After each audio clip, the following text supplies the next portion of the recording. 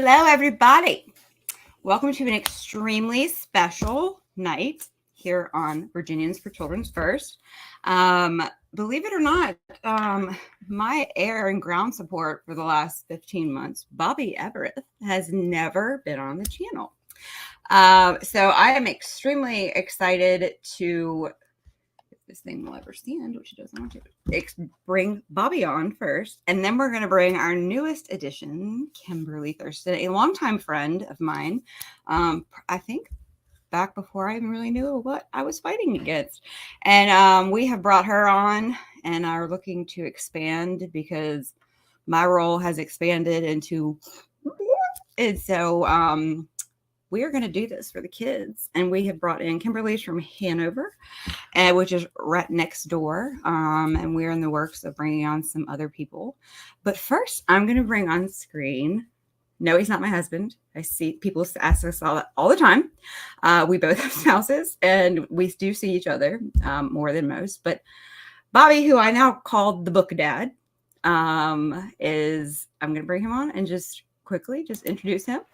Bobby! Oh, wow. Finally on the show after all this time. I know. I'm so excited. Yeah, me too. I know we see enough of each other, but not like this. No, this is different. Yeah, I'm liking this. Good. I know. I'm always like, Bobby, we have a channel. Bobby. But then when it's not upstairs and you're in house, it's different. But yes. So yes. welcome to our channel. It's nice to be here finally. So tell us, I just wanted to introduce just a little bit about us that people may not have heard. They hear me all the time. So like what we're doing, we'll tell them one day about how we broke up like 18 times before we even got this thing off the ground. But just kind of what's going on here because you're more on the local front. But also, you were just up in Spotsylvania and just a little bit like a blurb, whatever you want to say about, us. And then I'm going to show a clip of you. And then I want to bring Kimberly on. Okay. Sounds good. So I won't make my background too long because I can't do that. And you know this. So talkers. Yes. So I guess I could do it real quick. Beginning of my advocacy was back in the day, fighting for the Second Amendment sanctuary city in Chesterfield County. And I had met then. That was a little while back. I ended up getting 10,000 signatures on the petition. Board of Supervisors came in and they adopted basically Sanctuary County, but sent a letter to all the representatives plus up to the governor at the time. And then basically declaring that, they're not going to, anything against the Second Amendment. Right. So that was that. And then that made me create another Facebook page, which I'll talk about some other time. That ended up getting about 17,000 followers. So I was advocating for all that. I probably went to all the rallies, all that good stuff. Still never met Ann. And so that sort of calmed down a little bit, but that will never calm down. It will always be under attack. And then I started another nonprofit back in 2020. And I'll make this kind of quick to where I started a nonprofit to clean off the graffiti, everything that was happening down in the city of Richmond. And it wasn't anything political because we were doing businesses, sidewalks, residents, of course, the monuments, the streets, everything the city didn't do. So I ended up raising about $20,000 to do that from the community, from people, no huge organizations. That mission was complete because they took everything down and all the HIP went away. And so they stopped doing that. So I ended up injuring myself at work or something. And I was laying in bed thinking, what am I going to do now? The mission's sort of kind of complete. I have to do something else. And then I'm going to start a petition to take masks off children in Chesterfield. That's how I started. And so I'm doing it. And I start a petition and I get so much pushback even from my own neighborhood. They block me from their own neighborhood page, which is I've been on there for almost 18 years. So then my petition got blocked and it got removed. I had like 3 or 4 going and they removed them all. And then Ann says, hey, do you need help with this page? I said, I don't usually give up admin privileges to a page. And I sat there with Ann about 2-3 days thinking about it. And then I kept sending him, this is me speaking at school board. This is me. And he was like, that's going on? Like, he just wanted to remove the mask. She says, Bobby, there's a lot more than masks. There's a lot more going on than masks. And I said, what? I have no idea at this point what's going on. So I'm coming in as blind. Anne's already 18 months in it, I think. Wasn't that correct? Before No, at that point I was 5. 5 months in? I was still at equity. Like I'm nowhere near. So no, I was, I had August of 2021 was my first school board meeting. So that's important for people to know too, is that you were the dad who thought it was just math. I was the mom who August 10th of 2021 went to my first school board meeting and it didn't make sense and had to make it make sense. Still, it makes sense to me, but making it make sense to other people is so, it's like, talk about the power of not only 1, but 1 + 1. Like he wanted to build, he thought what I was doing was amazing and he wanted to build me a platform. I can remember him saying, you need a platform. And me, I was just, and I can say this honestly, that without him, starting the nonprofit, getting me set up here, so that's why I can, in the show I did the other day, is that the rebels like me, like we're not the heroes in this. It's the people, it's the doubters that step up because they believe they're the heroes in this, is the ones that find the courage, because people like me, like I'll fight back all day long. It's ingrained in me, and Bobby's like that too. But is that it's the ones that have the courage to come forward and figure out what I was talking about, because I think probably up until like a month ago, he was like, are you sure pushing back against Youngkin this is a good idea? I said, Bobby, you got to trust me on this. Like, I know what's going on. Like, it took me a little bit to come around on that one. I'll admit. Yes, I woke up. Most people, hey, but I've never had somebody, I tell, today I posted, I would love to wake up one morning. I will eat crow publicly on mainstream media, CNN. I was wrong. I would love to be wrong. Love to be wrong. I don't do this because I want to be right. I want to be wrong. I would love for somebody for him to wake up one day and be like, guess what? I'm going to do everything. And here's how I'm going to do it. And I'm not going to do it in any shady language. I'm going to do it explicitly. And then I'm going to come to your county and make sure that, like, I would love to wake up one day and be wrong. I will eat crow so happily. Like, but people are waking up. And, but Bobby trusted me through the process. And so.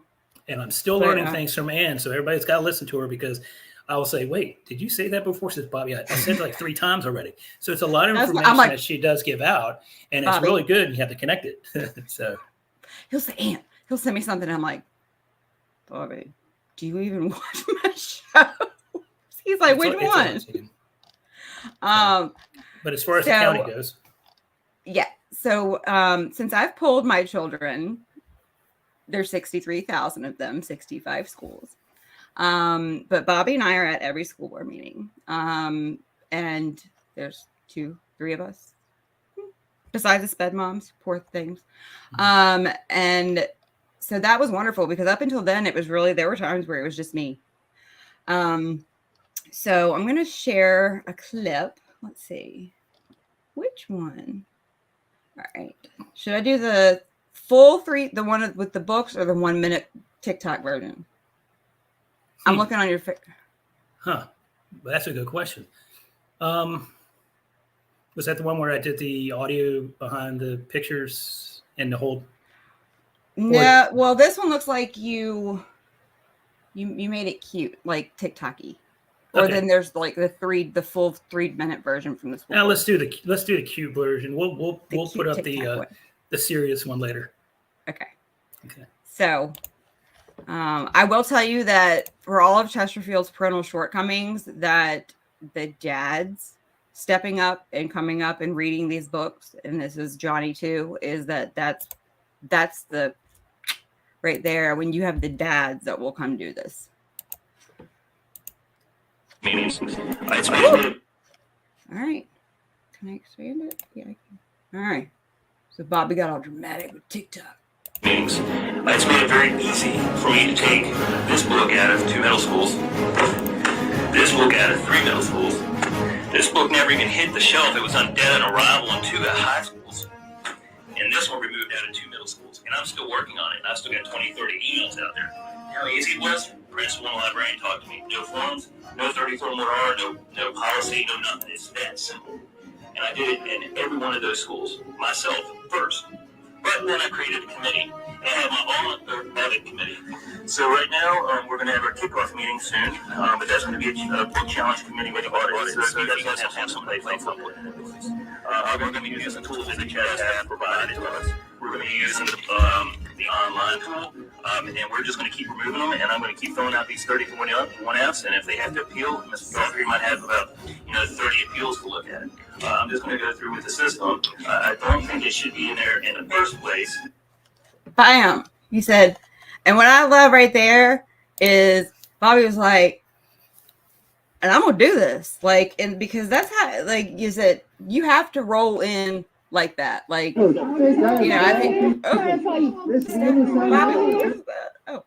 like Bobby thought when I first started, he was like, he was like, hey, you're mighty aggressive up there.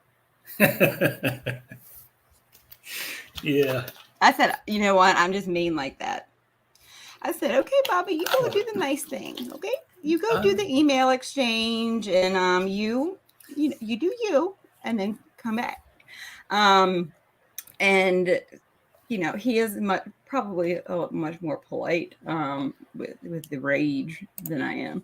But where's the one of you? Okay, I think of you reading the books. Where's that right there? Eberth. Did you speak after Matt in that one when we read the books? They were the second, the non-agenda, because they were still doing the 2 agenda and non-agenda public comments. I think it was the second where John, and then Matt, I think. I'm not sure. Did we read that the first non-agenda or the agenda? I can't remember. That was back in November or December. All right. I did show that at our kickoff library. Out of 2 middle schools. No, that's not. Yeah, I could. Where's the one where we actually read the books? Obvious. There's no. That would have been either November or December last year. How many weeks ago? Yes. Good luck. How many? I didn't even bother to. I went straight to the board docs page for my kickoff meeting. I know. I'm looking on your page. When did you read? Oh, I wouldn't have read the actual books. I would say it was either December or November of last year. Oh, okay, here I sent it to myself. So, there you go. It works out. Okay. So this is it's the crappy version, but here's another one. You spoke a little louder. She didn't respond. I just don't want to hear go to sleep. Yeah, you giggled. What's that? Is that your hand? That's not my hand. You're lying. You were fully erect at this point. I was nervous. Oh, by the way, this takes place. The story takes place when this kid's 30 years old. It's a great book. Oh, and by the way, this book was in four schools. This book is in I think 7 schools. This book is about I think it's in 8 schools, and this one's in 3 schools. Now I'm not blaming all the books on you guys. They were there before y'all took the place. But we got to figure out a way to get these things out there. We're not trying to silence transgenderism. We're not trying to silence political views. This is just common sense. None of you guys would want these books in possession of your children. I don't care who you are. Sexually explicit. I read what that meant. That's everything that's in these books. And we need to figure out a way to do it. If it's summertime, hey, I'll create a campaign. I'll bring a bunch of people up if you want. I can grab a bunch of people. We go through these and pick out these. It is summertime. Obviously, nasty books, which I don't even want to show the pictures. Close the libraries and let me in. I was doing this, preparing for this day, getting everybody to come out and read these books. And it's just not something I do. And my son, he's 12. These kids cannot be exposed to this. I mean, this says for age 10 and up. And I guarantee you get this book, it's not 10 and up. And I know you guys don't, not every one of y'all, you agree with me. You just don't know how to implement this. Let's figure out how to implement this. It's a big task, but it's a worthy task. We need to get our children's minds and souls, and that's the way we do it. Thank you, Dr. Yes, sir. You quickly, Okay, so just tell me. So, one, because I named names on here. What did Catherine Haynes tell you about? She did not have enough what to deal with this? There was not enough time, and they threw it off on the staff to figure out the new procurement process and a new process of ordering these books, which was November of last year. I haven't heard anything back on that, so they're waiting on staff. I don't think that I'm going to be pushing back on that as well, because as I've looked into other counties now, their policies and procedures and procurement processes on ordering these library books, there's a couple counties that I've seen so far, which is still going to get this, for better lack of terms, crap in their schools. But at least it has a better chance of not getting there. A couple counties will do this, not just the head librarian will order it like Chesterfield does, right? That's all every school in Chesterfield is totally different because the head librarian orders it from each school. You have 65 schools with 65 agendas. Mm-hmm. And we both had it admit to us that there's an administration problem, that it's rogue nation. There's no accountability. So you have 65 schools with 65 agendas. Mm-hmm. That's why I said last year my daughter was at a decent human being, but 2 miles down the road at Tomahawk, which is more affluent. So this is not a money thing. That would so woke, lying to parents about opt-outs. I mean, and you go to them and I'm like, what exactly is Wozniak, who's the head of the middle school, what are these doing? What is his job if he's not oversight?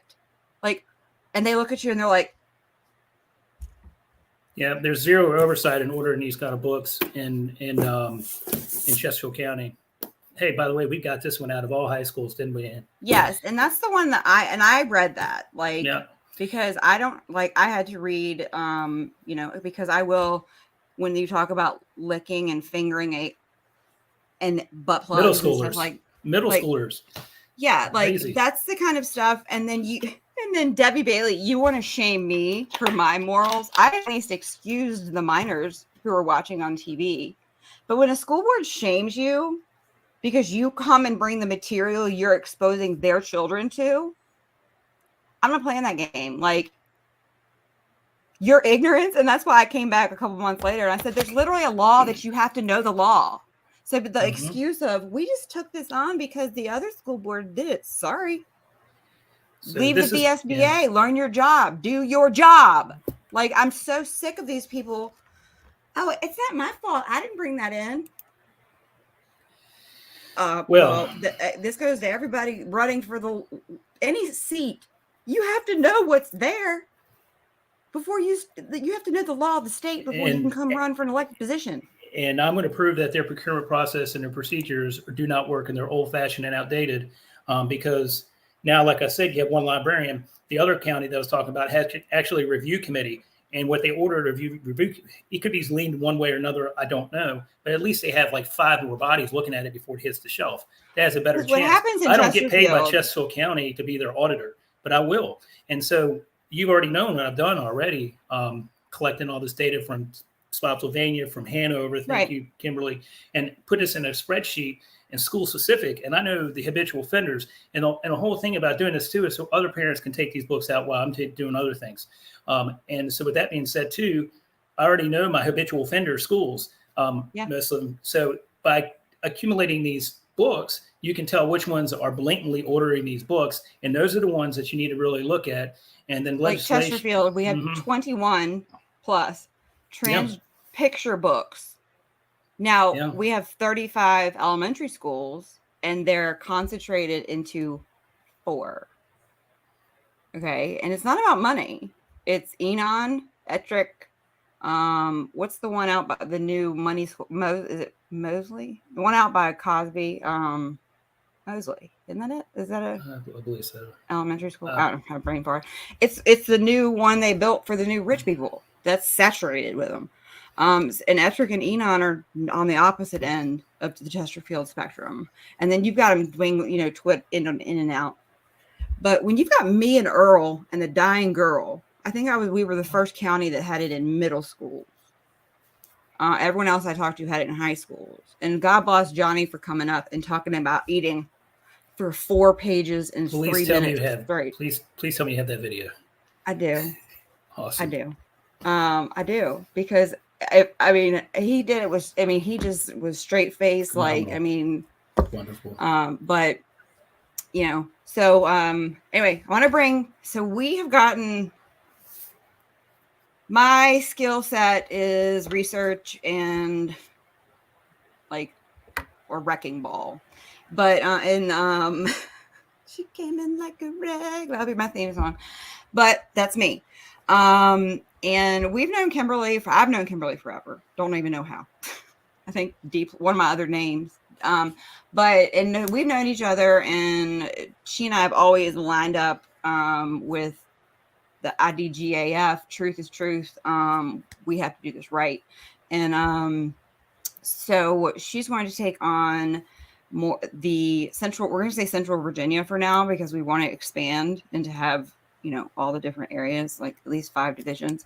But she's going to take on more of the, Central Virginia community relations, advocacy part, because I'm all over the place. But we're going to have one soon. We're figuring it out now. I think out in Mechanicsville at the new Great American Ranch, and do something out there, and invite everybody, and just maybe I won't give a presentation just a meet and greet, and do something else. But so this is Kimberly. I'm going to show, because believe it or not, Hanover doesn't video their, which makes no sense to me, but they don't. So I'm going to show a clip of Kimberly speaking, and this would be at the Board of Supervisors in Hanover County. Your name for the record, and also the district that you live in. And after that, I'm so sorry. Madison Morales will be next. Thank you. Good evening. My name is Kimberly Thurston, and I reside in the Mechanicsville district. And I'm here tonight advocating for something that I feel extremely passionate about, and that is parental rights and protection of all of our children.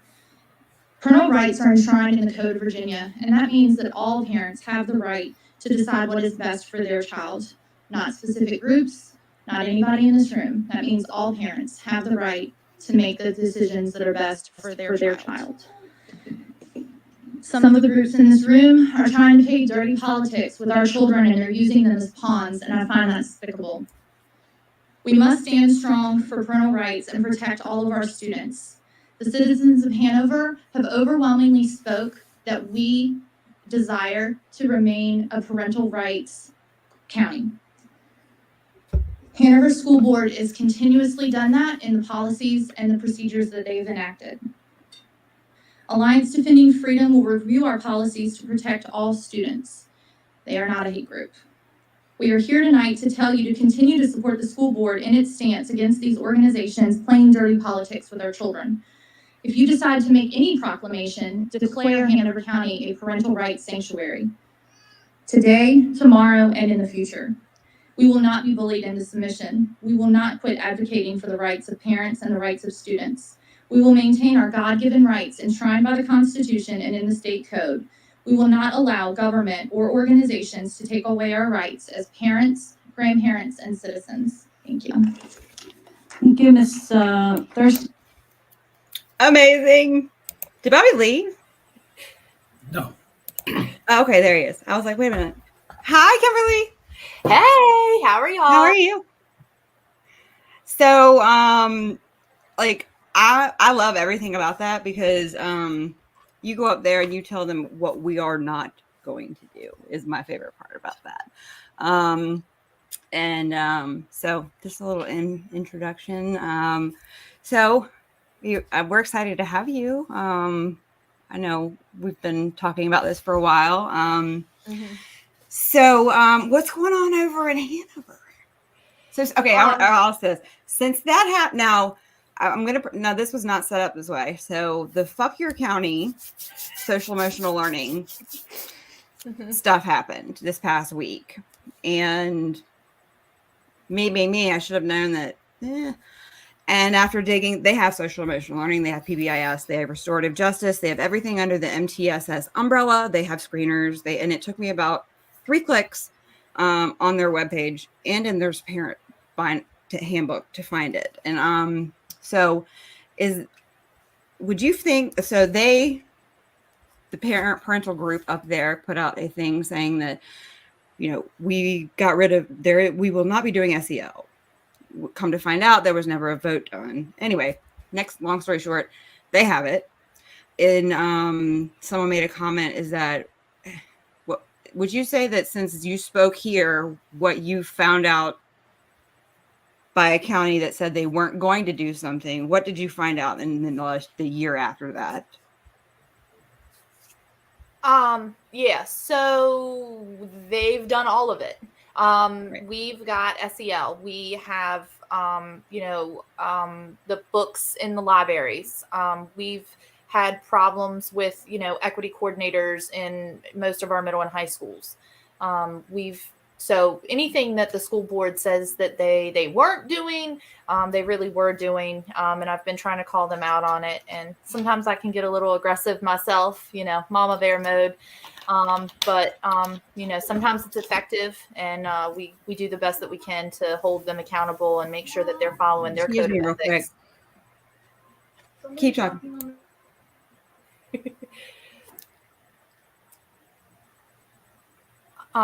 So I got started in this fight back in 2020, 2020 when COVID shut down all of our schools. And then I got really invested in the school board meetings and how the procedures and the policies were when the Hanover County changed the names of Lee Davis High School and Stonewall Jackson Middle School.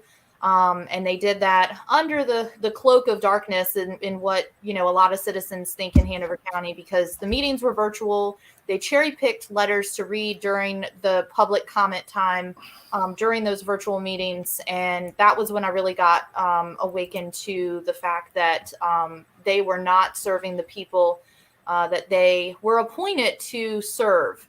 Our school board 4-3 voted to change the names of those schools, and that was currently. Now, what school names were they again? So our high school was Lee Davis, and the middle school was Stonewall Jackson, and they've been changed now to Bell Creek Middle School and Mechanicsville High School. Because your policy that you guys created is what? The policy that they created about the school names is that it is no future school is to be named after a person, place, or a person, living or dead. A human living or dead. They can name it after, you can name it after a geographical location, or you can name it after, anything other than an inanimate object. Right. You can name it after Big Bird High School. Correct. You can name it after anything that you want to, as long as it's not a person that's living or dead. We just went through the policy. Okay. So, and this is like, so when I hear that, I'm like, you just gave in to the woke. Correct. Like, when I heard 110%. that at the Tea Party, like people like talking, and I looked and I said, did I just hear that right? Yes. Because you've just given in that there could be in the future somebody we're going to give in that this world is going to continue. Like, and that's what I looked at you and I was like, what? Like, Yep. So we just had the policy they just used the policy again last month when they voted on the name of the new elementary school that's being built in Ashland. That is the combination of Henry Clay and John B. Gandy, which is two different elementary schools. One of those serves K through 2 and the other one serves 3 through 5. They're building a new school to encompass all of that. And overwhelmingly, the community wanted it to remain John B. Gandy because of his contributions to the county and what he did in the history of Hanover County. The community wanted it. If the community, couldn't have Gandy because of the policy, they asked that the school board choose the name Berkeleyville, which was also a place of a historic reference in Ashland. That was a segregated town back in segregated times. And the school board said, no, we're going to choose the name Ashland because it's generic and it's not going to upset anybody. okay, we're in the age of if you sneeze at somebody wrong, you're going to offend somebody. Like, is like, no matter what you do, you're going to offend somebody. So why don't you just burn it all down in a blaze of glory and keep on getting it? but like that's what people in Hanover like. And I call them Mayberry for a reason. You should have Mayberry High School. I mean, your next school, you should put it up there and call it Mayberry, because We live in a conservative bubble, but it's not as conservative as we think it is. And I try to remind people of that all the time. You know, just because we vote conservative and we enact conservative values doesn't mean that the people that we've put in place, our supervisors, our school board, our planning commission, any kind of board or anything that's going to be enacting policies or manuals or anything for our schools to follow, or the supervisors, you know, if they're not following the conservative values that we, you know, elect, they're being told but they're being told by the upper echelon. Yes, for sure. Yes. So we're not in a good, you know, conservative bubble like we all like to think. So that I just have to remind people of that. And I get in trouble with my own friends because I call out, you know, like you do, the left and the right equally, because right is right, wrong is wrong. And I'm going to You have to. And it's Yep. like, it's like, I'm trying to finish this. I mean, 8 different things I'm writing, but one of them is, if one more person grifts off of woke and SEL without acknowledging, even if the only thing you know is that the right has failed or to fight it appropriately, especially in Virginia, or at all, even if that's all you know, is that, shut the door. Thank you. But even if that's all you know, but that's not all, is that I tell people all the time that I'm so tired, and this is big people, nothing that has happened in education has been the left. You got other loony stuff, but look who sat and not fought back with it, with the patriotic America heart that the Republican Party should be fighting it, like when they get up and grandstand about gun rights. You can do that, but can you do that about parental rights or the destruction of children? Nope. They don't. It's the same thing. You and I have talked about it 1,000 times before. You know, you look at, and I love the VCDL. They do amazing work for gun rights, but they would have 1 million people show up for their gun rally on Lobby Day. We can't get 1 million people to show up on Legislator Day, which is the same day as VCDL does theirs. We can't get 1 million people to show up for parental rights, and these are our children. This is porn. I mean, I say you tell people they're coming for their guns. Bobby could put it out tomorrow on they're coming for our guns. You'd have 200,000 people down in this at the Capitol. Yep, for sure. When I say they're coming for our kids, it's not me being cute. They're coming for our kids. Like, they've already gotten them. Well, I'm just saying, also in the literal sense, when you have social workers in schools, the amount of data that's being collected, like, and they sit there and they're like, this didn't really mean that. Like, it's okay. The schools have their best interest at heart. The schools really couldn't be doing all of this damage, could they? Yes, they're doing all of this damage. And you talk about the special ed moms, like, God bless them, because they are fighting an uphill battle. Nobody wants to help them get any of the rights that their kids are really entitled to. I mean, I know. I mean, we have so many mothers that, I mean, but what does the county do? Because the mother won't send her children to school because as they did not educate them to read. They read at a 3rd grade level in 7th grade and they're suicidal. They haul that mother protecting her child into court for truancy. Yep. And this is what I tell people is that parental rights, see, here's the thing about freedom and rights. They come with responsibilities.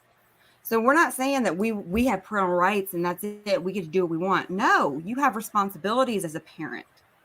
You have to educate your child. Okay? Educate them. If you don't educate them appropriately, you can get them taken away from you. If you decide that, we're 50th in the nation and have been for 7 years. So you've taken the rights because you know what's best. When do we get to take your rights that you say that you have? That's what's so mind-blowing to me. There's like, if I didn't send my kid to school and they were getting zeros, or I would get my children taken from me. And that's what's just so it's mind-boggling to me that parents all the time contact me and say, I can't get it. They won't let me in my child's building. And I don't know if it's that bad out there. But it here, is. And We had to fight really hard to get back into our school buildings for the 2022-2023 year. And it was an uphill battle. And unless you were a member of the PTA or the PTSO or one of the special parent groups that had favor with the admin at your school, forget it. There was no way you were getting in that building. Not for lunch, not to visit, not to pick your kid up. You can stand out in the parking lot and wait for them to bring your kid. I had a parent contact me and said, I came to pick my kid up early and they wouldn't let me in the building. And this kid was like 2nd grade, 3rd grade. And they brought my kid out to me. And I'm like, do you really want my help? Or are you going to do anything? Or are you just going to send? They just send them back. If I could not get in the doors of my kid's school, hell over high water would I ever send them back in that's prison. If I can't get in to see what's inside my kid's school, why in the world would a parent send their kid back? And the schools come up with safety or numbers but then the thing is that this is when it comes to, it's all depending on who your administration is. Correct. Is that we know mothers that during COVID were in their elementary schools having lunch, but parents 3 miles down the road, it's because they don't want you seeing what's in certain schools. I'm really lucky at my kids' elementary school. I have a great relationship with the administration there. So I've never been personally kept out. Neither have I from the middle school. I haven't either. School. Yeah, but I know other parents have at the schools that my kids are at and at the schools in the neighboring schools. And I just don't agree with. I have never agreed with it. It should be open door policy for any parent. It's nothing to agree with. Is what I tell, and this is what I do. Is that if you read federal policy, ESSA, IDEA, it encourages, is that nothing has changed from 3 years ago before COVID, except people now are aware of what's going on inside the schools. Okay. They're safety precautions and this and that and the other. And I'm like, that's absolute. So if you don't for me, it was my daughter's principal, even during COVID was don't even attempt to mask this mother. Let her in. I audited the book during COVID when those kids were still wearing masks. I challenged the school board because I know the law. And when you allow them to take it from you and you don't fight for your own kids or the law that you have rights to, you give it away.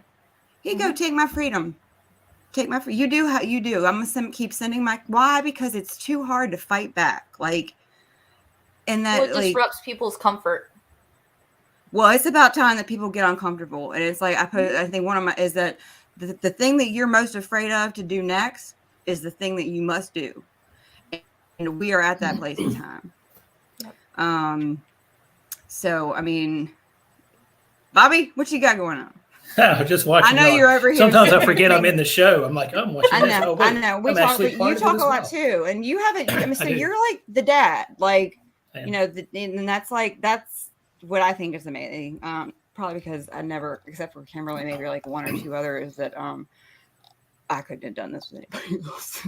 Well, speaking back on what you were saying, what they don't want us to see and what's in their schools, once they start opening them back up, we and I get reports of things that go on walls, things that go in classrooms, anything like the banned book poster that they put out with the QR code at, it was from National Library Association or some kind of third the ALA thing. ALA, thank you. Yeah. And so that got, from my understanding, gotten taken down. I mean, but then you have the BLM, and not to get political, but I'm just saying, we need to stop being political because there actually is policy in Chesterfield County that can't have anything political up on anything like that has to be taken down. That stayed up for months, I'm not even sure it never came down. I think it just got outdated and they replaced it with something else. Yes, the fist. And to be an asshole, the same teacher the next month, which was Women's Month, she did a pink and purple one. Yeah, outside of we a have fifth grade. problems with the pride flags and the pride stickers. Well, that's on what all Bobby, the I doors wanted to, and I all wanted the to talk. stuff. So something, things that we're working like towards, and this is where Bobby comes in. Did you, All right. you sent me that, This right? this is one of my favorites. So there's two things. One is the flag display policy, Did you right? send me that?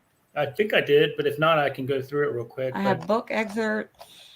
Those are the books excerpts. Oh, another thing too, go back on the library books. And I'll let Ann look for what she's looking for. We had our first library kickoff parental committee audit, whatever you want to call it, meeting. I showed them where to go, what to look for, how to report it, and go through all the way to the end of the appeal. But what I did do for them, thanks to other people in other counties and you too, Kimberly, for sharing some of your list, I was able to take all that list and put it into one. That list was not originally mine. I just want to. That's okay. No, that's okay. Yeah, my list I don't is want not to get the originally credit. mine. Yeah, I don't want to get the credit for the list.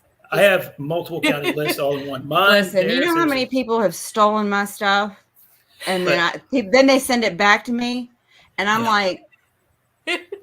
But with that being said, the flag display policy would actually relieve some of those displays in the schools for the flags, at least. Absolutely. It's very nonpartisan because, I could put up a flag that I believe in. I sent you a piece of that article that I was reading because I read everything I read it all day long. And it was it said something about how teachers can't wear like things with like, it mentioned John Kerry.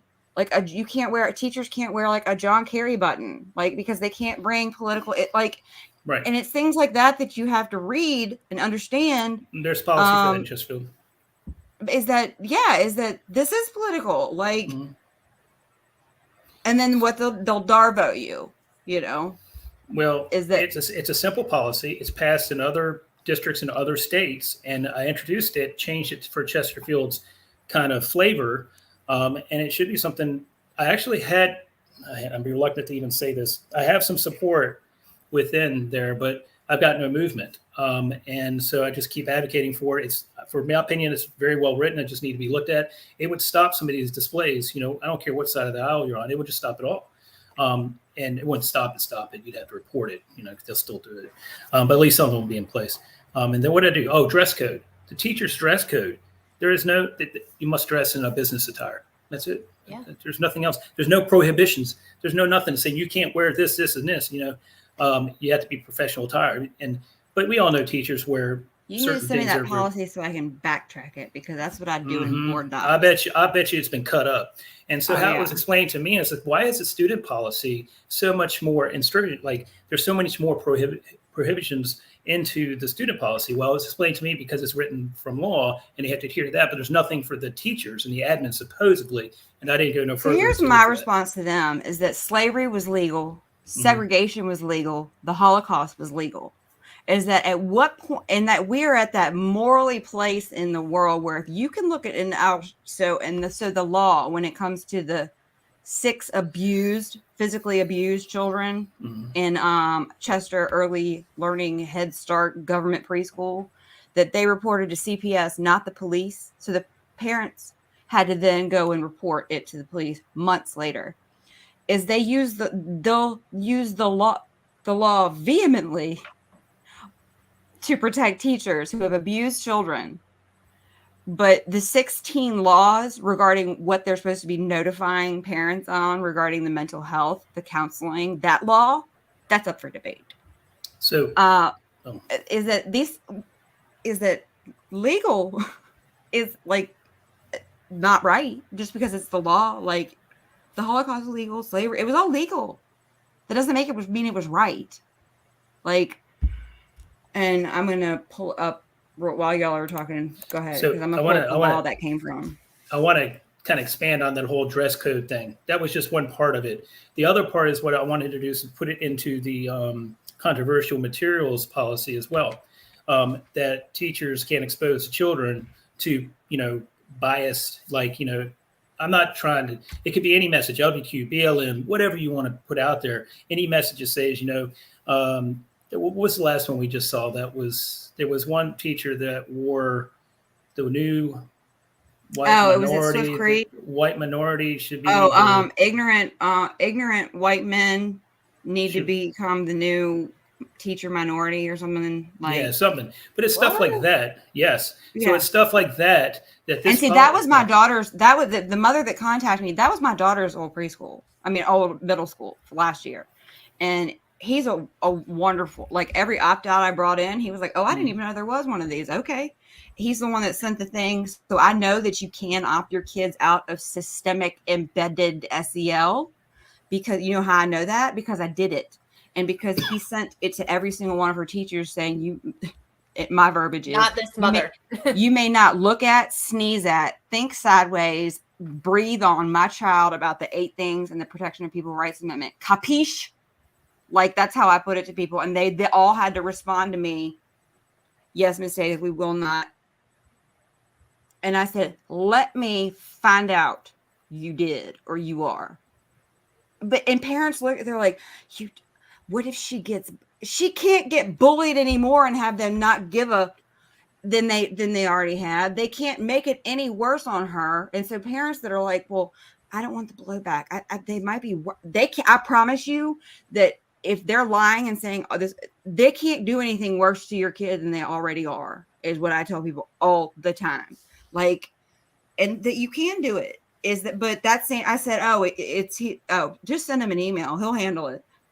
And so he went straight to the teacher on Monday and reported up the thing. But if it had been 2 miles down the road, it would literally out of their mouth. I can guarantee you at most that they're allowed to freedom. It's First Amendment, freedom of speech. Yeah. Not in front of my kids. Because that's what Debbie Bailey said to me when they united in the parking lot to protest on Blackout Tuesday and Blackout Monday. You want to wear black in solidarity and protest in front of my children and then call out on the first day of unmasking? There was 35, an entire department. Our director of constituent services had to substitute. And under the right to work state, they should have all been fired, but they were allowed to use, they knew it was a strike. But with the thing is that they said they're allowed their First Amendment rights. No, not in front of minors, not in front of my children is the difference. Correct. We had an issue back in 2021 with the surveys where it was, I can't remember all of the details, but we were able to get the opt-outs to be sent out before, which is what the policy is and what the law states, versus it being an opt-in issue, where you were notified after your child took it that your child took these surveys and you can opt, your kid into the. But the thing about opting out though is I worked all last summer and forced them by showing them, you all have kids here. Do you want this information gathered on your kids? Are you okay with these bubbles that are filled in your children's likelihood of aggression, depression? You want that following your kid? Yeah. And so but of course it didn't come from the county. It came from each school. So, and, but that's the thing is that, and I learned by saying, I want my child's curriculum. They said, you have to FOIA it. No, I don't. No, I don't. And here's your OCR complaint. And here's my complaint to the board, Wendell, school board attorney, who does the FOIA. Yes. And then is that I will be your nightmare, because then I made them add it into the course curriculum this year. Now they buried it in some little thing down there, but it's better than nothing. Yeah. But yeah, like going back to like the bullying and the issues that you have with like the teachers and stuff, our school board is ignorant to what is going on inside the buildings because the administration specifically keeps it from our school board. And, then all these parents pop up at school board meetings talking about how their kid was bullied or sexually assaulted or, on hit lists. And you're talking about, and the school board is just, they're like, what do we do? And I'm like, you tell your admin to report it up the chain of command like they're supposed to. And if they don't, then you hold them accountable. And if you can't do that, then what the hell are you doing? Yeah. So with the bullying situation, and Kimberly, you're not aware of this, there was a parent, which I won't name the name, came in. Their child was being completely bullied with death threat notes, saying that they're going to come in and shoot him and kill him and all that stuff. And this is in Chesterfield. That happened multiple times. And finally, she got the guts, I would say guts, the bravery, the courage to come speak about it at school board. I had to. And you helped. So this person was getting these death threats all the time. So what the outcome, and I'm just going to say what the outcome was, without naming names, is that they basically took the bully, left them in the classroom, and punished the kid that was getting bullied and moved them instead away from their friends. And so it's like we're making the ones being bullied the not the victims. We're making the bully the victims now and not punishing them. So that's not the first time. But that all comes down to protected classes. Yeah. Is that the definition? This came from the CDC in 2014. It's coded in Virginia. It's coded probably in every state. Is that there has to be an imbalance of power or a perceived imbalance of power for it to be considered bullying. So I look back to my daughter, 2nd grade, 3rd grade, 4th grade. Then we went into COVID. Why was she so destroyed and then had social emotional learning thrown in her face? Okay. From being bullied and being literally told, we don't care. Mm-hmm. She was physically assaulted. I mean, but before I even found out about it. And now it makes sense because you have to think they literally mention popularity. Mm-hmm. So if you're popular, you can't ever be bullied. Yeah. And then there's these administrators are so good at gaslighting these kids about, oh, it's not, everybody's just having a hard time and just, you can't bully. See, that's the thing is that, so that's why allyship and understanding that, and there's the images that I've shown of how, like in sex ed and the new sex ed comprehensive, is everything in that paragraph where it says if a student is uncomfortable with, role playing consent at 11 years old, homosexual oral sex, then you're supposed to literally shame them for not being a good ally and then point them to the roles and responsibilities on the board, struggle sessions. That's what we've got, guys. And then remind them that all children have to have a safe space. Tell me how in the world all children are supposed to, if that child just expressed they're not comfortable and you shamed them. And that's why you have to understand all does not mean all. And that it's a safe, all does not mean all. It means all of them. And safe space for some, not all. Right. Because how and they want to label all of your kids so that they can put them all into these classes so that they can get more money because they get more money from the federal government for all these protected classes. Yep. And it's like right now, so Jillian Balow, before she left, she said all children will have an IEP. All children will have an IEP. And I caught it and I was like, I sent it to them. I said, can y'all listen? She said it. We're going to use the special education platform so that all children have an individual education plan, which is scary as one, because they don't take care of the ones that have them, that need them. No, they don't. Absolutely not. But, and then it's like, why are they doing that? Because they're all getting personalized learning. And because now Medicaid is in the picture. Correct. So they're all, so when they talk about funding, is what I tell people all the time, is how much Medicaid for these kids that they all now have IEPs are you getting? I don't ever want to hear any division talk about their money problems ever again, because I'll break every single dime down for you. And, but it's beyond frustrating. And, it's like, so because you're in a division where you have an appointed school board, and yes.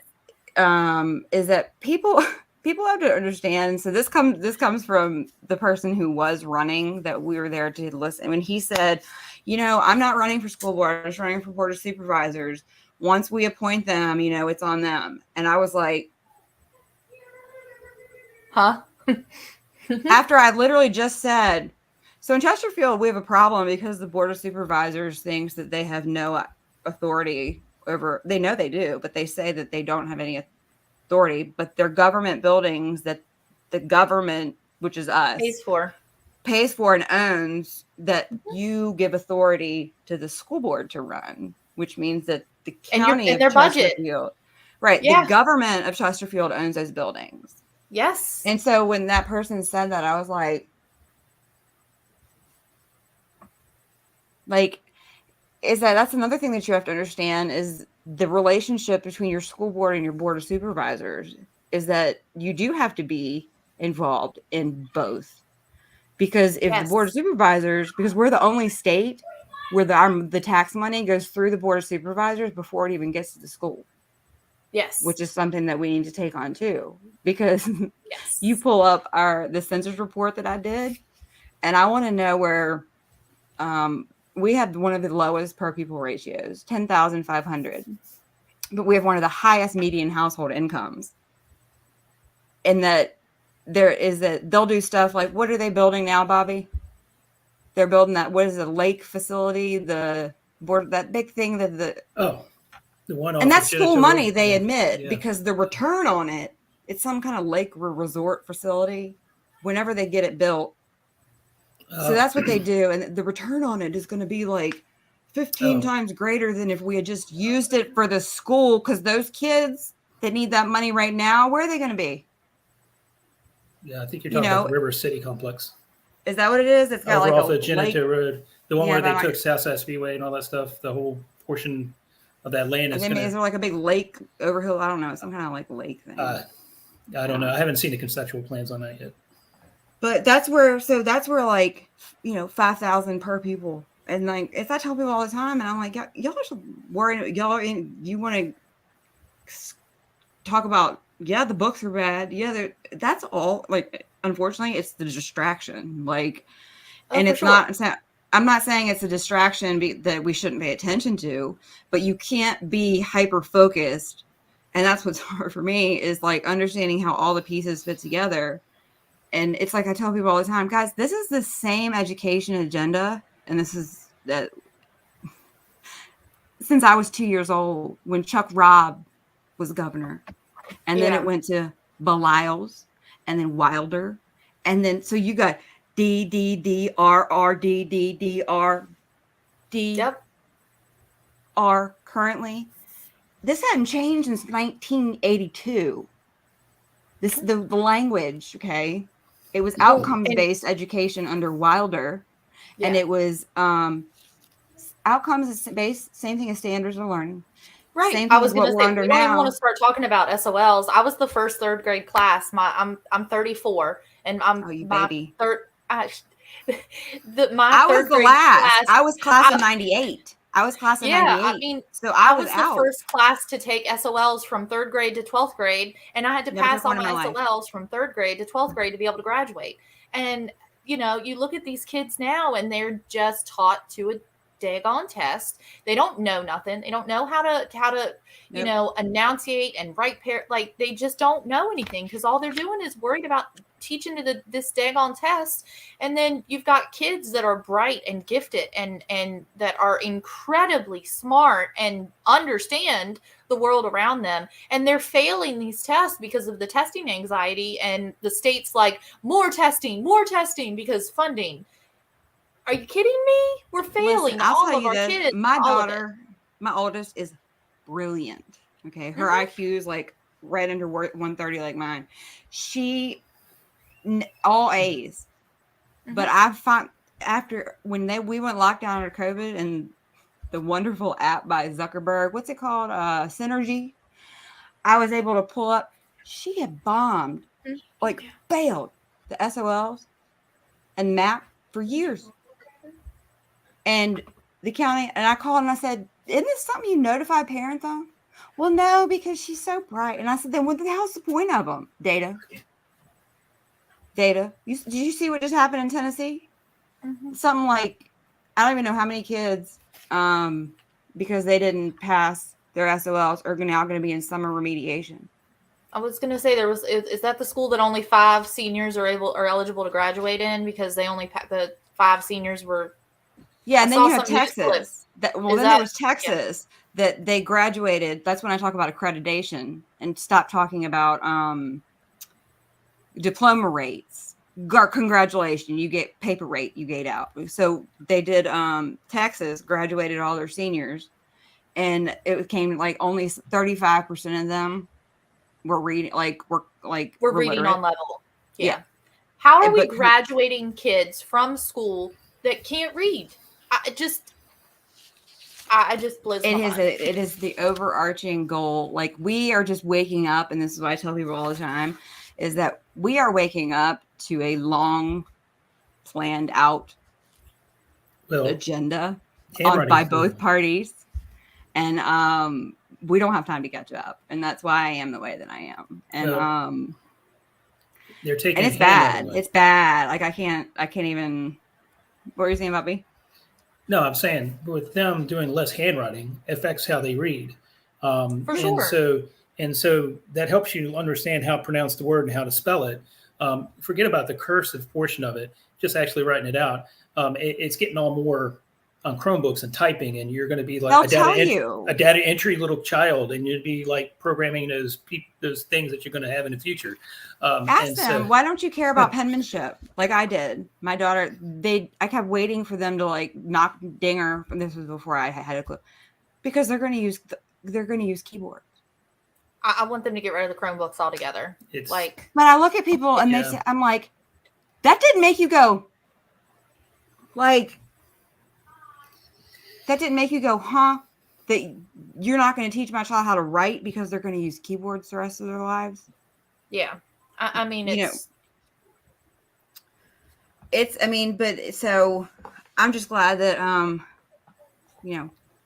we've got you on board, because anybody I'm very excited knows me, is that, so people that are like-minded, because not to say that we're like selective, but people that are willing, when they ask me to speak, is that you know what you're getting, like, yeah. And to get to that point though is, it's like I tell people, it's quality, not quantity. We don't need an army, we need a battalion, Yeah. And if we could have like one in every division, we could beat this. And I say that 20 to 30, Mm-hmm.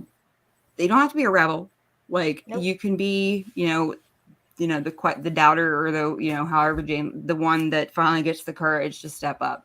When I say step up,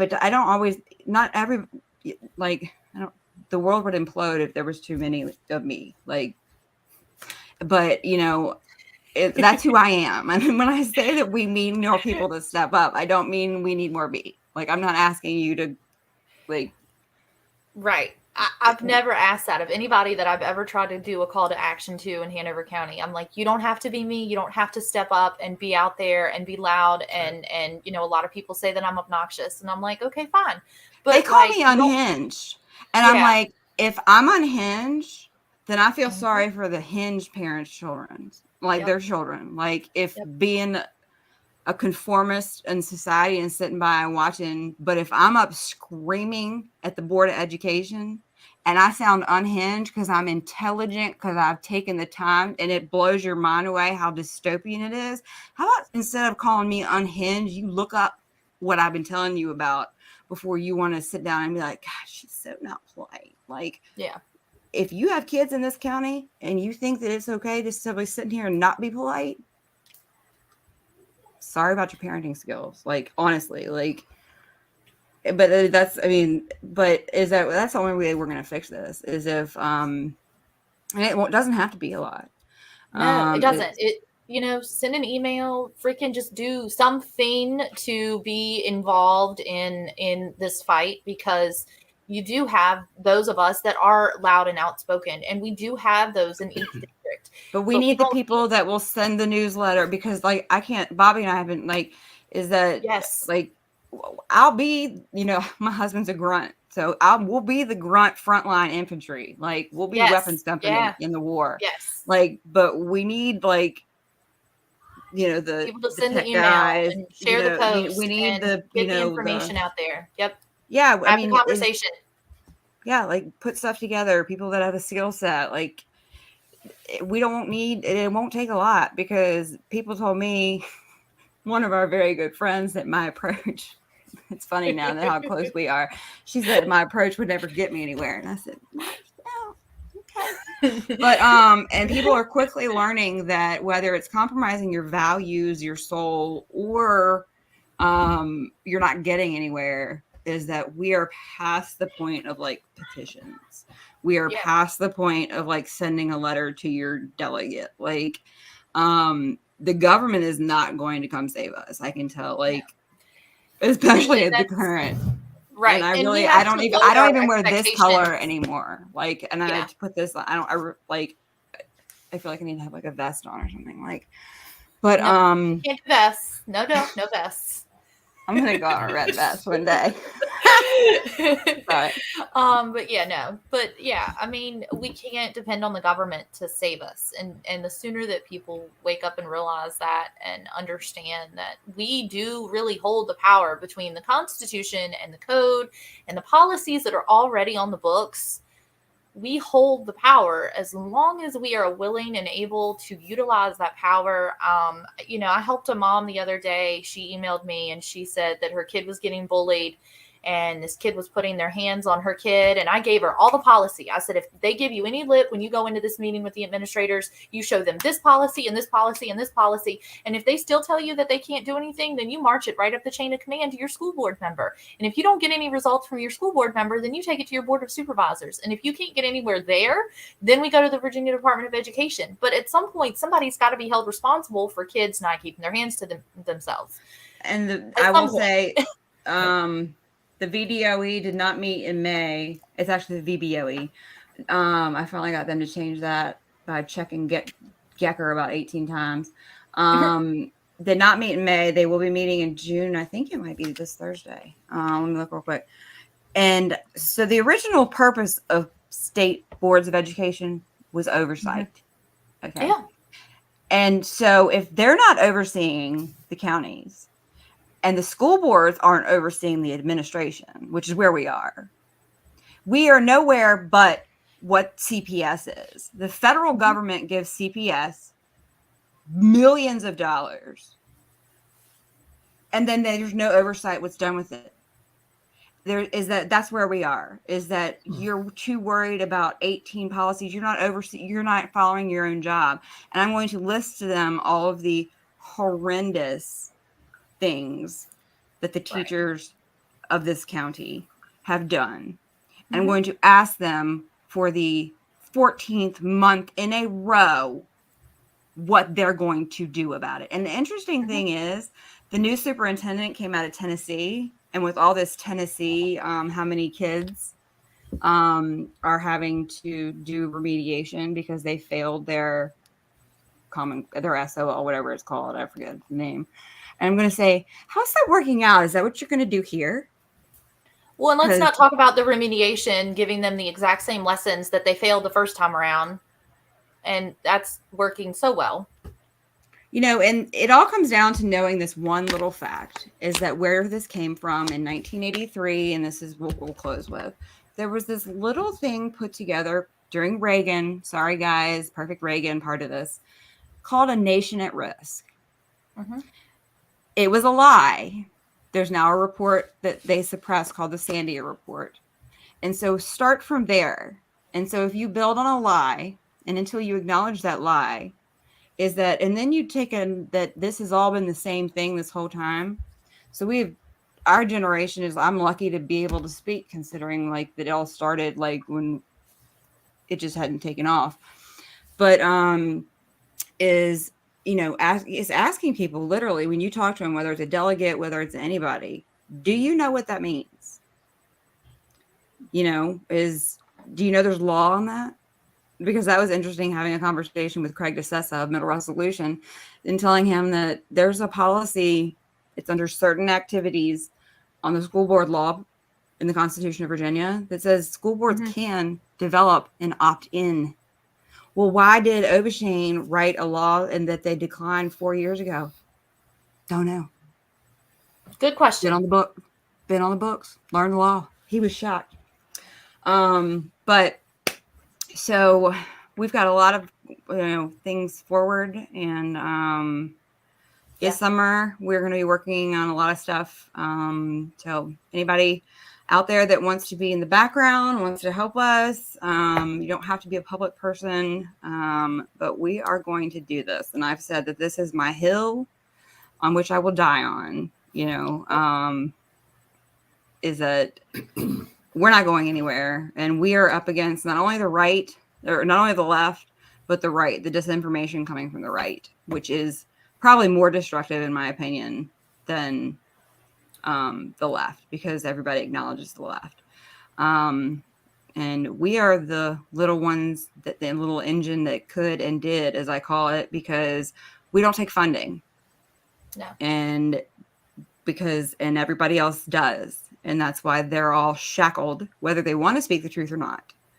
And so that's the same thing with politicians, is that we are like the perfect example of what politicians should do, is that when you take the money, it comes with a stipulation. Yes. And so because we are small does not mean we are not mighty. Because I can tell you that in 1 year, we've probably done more and it's been truth-based, and it's actually made progress in helping people understand what's really going on, other than just spreading disinformation and making conservatives believe crap that's not true. Yes. All right. We asked Bobby. Bobby, it's the Bobby show time. Thank you. So I want to say welcome, Kimberly. Anne and I have talked a lot about this. When I first met Anne, I knew exactly. It's like, man, she knows her stuff. I just don't know what she knows. So not at that point in time. And so I was, not that I came into this thinking that she needed me to help her get on platform, that she needed the people that I knew. But guess what? We both knew the same people, so it didn't even matter. But it was cool because the way it all worked out. And so we've been doing this, her and I, basically by ourselves, not really, because we'd go to certain counties and they would help us with sort of stuff at that moment in time, and then give us information as we went on. So, but with one thing Anne has been talking about is we really want to expand this through as many counties in the state of Virginia as possible. And so we're looking for Kimberly's and Anne's from all counties. And Bobby's. And me, I guess. Me as well. Okay. Sorry. I didn't want to toot my own horn here. But people like you, that what we're saying is like, so when I put information out there, they take it, they absorb it, they go find more, they find it in their county, and because that's what we need, is the go-getters, the people, because that's how I learned all of this, is that I went to other states and I looked and I said, it's here. Why are they so mad about it for 10 years, but it's here, everything. And so, and I know that there's a lot of, there's people that we have on our list that we want to talk to. But if you're in a division, but that's why we organized it this way. And we don't want to do chapters and have that whole thing. And plus the national groups coming into the state is a problem.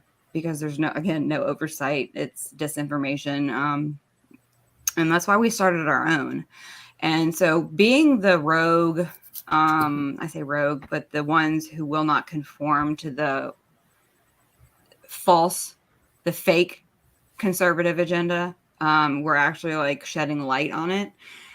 Is that at the end of the day, no matter where I die, how I die, is that I will know, and I go to bed and I sleep like a baby, no matter what's here, because I have fought back, and I know that the three of us are the same, and I have not compromised one part of my soul in the process. Nope. And I've protected my children and other people's children. So I want to finish with I don't mean to interrupt. And I think you were almost done. So I'm sorry if I did interrupt. No, I was. I want to finish on what we're looking for too. We're not just looking for a lot of Kimberly's and a lot of Anne's. I guess we're looking for people like me that do other stuff as well. So they can tell you what I do with that. I'm not going to toot my own horn, but we're also looking for people that have good money skills. We're also looking for people that also is very good at website maintaining, even though I am the one maintaining the website, and I've been a little stubborn of giving up that control. Give up. I know, but I like doing it. But at some point in time, I'm going to have to walk away from that because we're going to be so busy, because I'm going to have so many divisions that I'm going to have to keep organized together. And so I realized that. So we're also looking for anybody that's good in accounting, anybody that's good. This is to build your team too, Kimberly. Yeah. These are the same people you can look for and say, I like, Absolutely. this is my Bobby. People who write, like people who graphic design people, like, because I'm all day creating, who just wrote? Yeah. If you're on Facebook, guys, there's like a weird new thing you have to click to let us see your name. So, I don't know who wrote. We're looking for multiple people. So like, people like, so Amanda out in Powhatan, she's the one that got the thing on PBS about they're monetizing 96% of our children's data in these web apps. 96% of these web apps. Yep. And that was a mom who questioned what I was talking about and went and ran with it and got it on. So, so everybody, if something that, if something is your wheelhouse, your skill set, if you really enjoy putting graphics together, or if you really enjoy writing, because sometimes she writes for our Substack, and is that even if it's your experience, like, is that the information coming from someone other than me, or if you will come on the show and talk about what's going on in your division, is, but we really, everybody has a role, and everybody's role is not the same. But so reach out to us, and if you're on Facebook, you know how to find us anyway. But if you're on YouTube, in the subscribe, I always hate to be that people. It's like, we have housekeeping things, but subscribe. There's all the emails, the way to find us. If you want to throw us $5, because Bobby and Ann funded, we're lucky we're still married at this point, not to each other, but to our actual spouses. We accept all forms of payment. Donations, not payment. I'm sorry. Donations. Yeah. It must be money. Yeah. Except for, well, we will, if you want to donate your time for like favors, not if the, never mind. That's done. Donations of help with the IT, or donations with accounting, or donations. People who are really good at research. Anything that can help us take loads, a load off of our backs, so that we can focus more on doing the in-person stuff that people might not always be comfortable with. If you give us the ammo that we can use to fight with, then we will go out and fight for it. So that's all that we need from all of our followers. And like she said, follow us. We're on YouTube and Substack and Facebook and Twitter. Yeah. And I'm sure y'all are somewhere else too, right? People, I mean, we're not on, we need to get over to I'm on Getter, but we need to get over to Rumble, because I feel like one day this is going to get pulled. But and there's a lot of people that don't like their social media. YouTube for YouTube. Well, yeah. But and I get that. But we haven't been censored yet for YouTube. You better find some wood to knock on now, because we're going to get censored. I was going to say, don't jinx us. Dude, I haven't been censored in so long. I just got smart about it. But yeah, I think Rumble's great. Like, there's like a lot of really great, groups in there. And I'm going to tell you all this, is that numbers of followers is what people usually look at. That's called like relevance. To organically grow, like the number of or the number of like YouTube, like, is that it's like the number is like organically growing something. It means it really has a base. Like, so even if we only have like 200 and then it goes to 210, I can guarantee you there's more people watching than that are, but subscribing, guys, is that you'll get the updates of, you won't just have to go back and be like, oh, she's done 6 shows this week, or, and so I know somebody said YouTube is dying in general. So yeah, we will be transferring over to Rumble. That's been suggested too, but that takes time, and we need you guys. So this summer I'm speaking a couple times. I just spoke with the Greater Richmond Republican Women, and I'm speaking at the Hampton GOP. So when you move from like tea parties to the GOP asks you to come speak, that means I'm like, the brush fires of freedom in the minds of men have been lit when a GOP party calls you and they want you to, and I'm not tooting my own horn. I'm tooting the GOP's horn. Like, that's what I'm saying. Because they want to wake up and they want to hear, and that's great. That's what we want. So yes, kudos to them. Yes. And so, I mean, I went down, they have a great breakfast club down in the Tidewater area. Like, they do like breakfast club things, which is great. And I think I spoke at enough of those, but it's like I got a call from Goochland, Dinwiddie and that was all from speaking in Louisa. Like, Louisa was amazing. Like, the people that got it. And the engagement there was very good. Yeah. Yes. Yeah. And we will not, like, if somebody wants me, like, I would rather go speak to the smaller divisions, because I can guarantee you that the little divisions are the ones that we found in Louisa are the ones that are getting worse than anybody. Mm-hmm. Is with the smaller counties are the ones that are getting it worse. Because they've been trusting for too long. But and all right, I'm not gonna make sure my problem in kids are Hanover. We've had that problem. We've trusted our leaders to do what we put them there to do, and they're not. And now we have to, hold their feet to the fire and make sure that they're being held accountable. So, and that's what we're doing. So I'm really great and happy to be linking arms with you guys to do that. So thank you for inviting me to join you guys on this mission. Yes, and stay tuned. We're gonna do something out in the Great American Ranch over yonder versus over here. Over yonder. Yeah, and we're gonna do something over yonder and something fun. Maybe not really so much, just kind of I don't know. We'll figure something out. But and then we are going to be game planning this summer, and then we will be hitting it hard. So if you guys want to squad up, work with us on because we are actual grassroots. We are not AstroTurf. And so I will be working with getting the right and getting the Senate right, and working on new legislation, and reintroducing current legislation. Yes, and I'll plug that real quick. If you haven't voted yet, early voting is going on in all of the districts that have primaries right now. So if you have not voted yet in a primary that is happening in your district, please get out there and vote, because voting is just so important. Yes, it is. And especially in Chesterfield County, if you damn us to the hell of Glen Sturtevant, the ghost of me will haunt you for the rest of your life. And if anybody out there has kids in this county and is still pro Sturtevant, you need to seriously question what the hell you're doing. And I will give you my cell phone number, and I will come meet with you and talk to you about it, because I'm telling you this with fervor, and I've done a show on it about what he did as Richmond School Board before he was a senator. Is that if you have kids and your allegiance is to not liking Amanda Chase or loving Glenn Youngkin or Glen Sturtevant more than your kids, congratulations, because I can't emphasize that enough. But that's my 2 seconds of more of me for the day. But I'm gonna close with that. So think hard when you vote, because what you see when it comes down to it, I will haunt you to the day. But that's all that.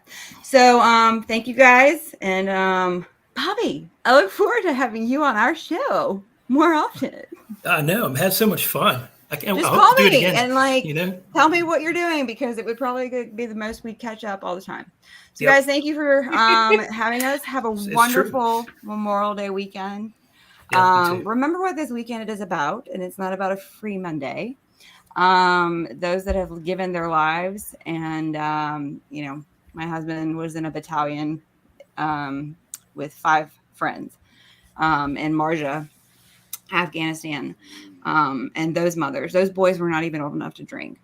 And my grandfather was at Iwo Jima and in Korea. And think about what they would think looking at America now is, really, in what they gave their lives for and what we're giving away freely every day and what they gave their lives for. And that's when I start to get emotional, because freedom isn't free, and we give it away every single day. And all those millions of boys that died. And and that's how everybody needs to think of it, is we give it away daily with people who gave their lives for it, that never got to, I think I'm his buddy Mikey, and never got to buy his own Captain Morgans that he loved because he never reached the age of 21. So think about that. Is what kind of America do you want to leave for your kids, which is the most important thing here. It's not just saving the kids, it's saving the country. But so on that, let me know. We're doing this for our kids. Yeah, we are. And my grandkids. I don't want my kids to have to fight this. I don't want my daughters to have to keep fighting this for I want some kind of sanity, because guys, we have not been on this in the history books, like literally America. It could be gone like this and the world could proceed and nobody would we would be a blip. Yep. Because we've been around this amount of time, is that we could disappear. This could become a new country. And in 800 years, do you think that anybody, guys, you need to think about it that way. Because you know how many countries are like that in the history? If you actually study history, a lot. We are no better than anybody else. And that hubris needs to go out the window. So, bye, guys. All right. We'll see y'all research later. tomorrow. Yep. Bye. Good night. Guys, let us know. Emails, all the contact info down here, up here, wherever. And if you want to help, do anything, we got spots. Yeah. We got things you can do. So let us know. Yep. All right. Bye, guys.